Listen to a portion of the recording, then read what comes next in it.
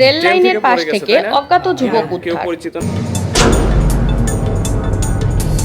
Rajshahi Dhaka rail লাইনের চাটমোহর উপজেলার ডিবিগ্রাম ইউনিয়নের গফুরাবাদ রেল স্টেশনের পাশ থেকে শুক্রবার 11 এপ্রিল দুপুরে অজ্ঞাত এক যুবককে উদ্ধার করেছে এলাকাবাসী।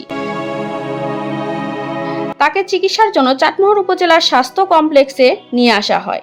এলাকাবাসী জানায়, পঞ্চগড় থেকে ছেড়ে আসা দ্রুতযান এক্সপ্রেস ঢাকা অভিমুখে যাওয়ার পরে গফুরাবাদ রেল স্টেশনের রেল লাইনের পাশে অচেতন অবস্থায় এক যুবককে দেখতে পায় এলাকাবাসী। ট্রেন থেকে পড়ে গেছে, তাই না? পরে তাকে উদ্ধার করে চিকিৎসার জন্য চাটমোহর উপজেলার স্বাস্থ্য কমপ্লেক্সে নিয়ে আসা হয়।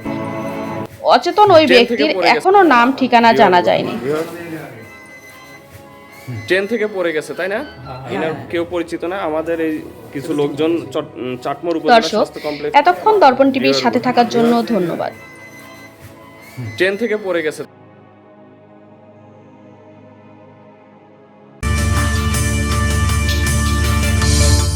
দর্পণ টিভি, এই সময়ের প্রতিবিম্ব।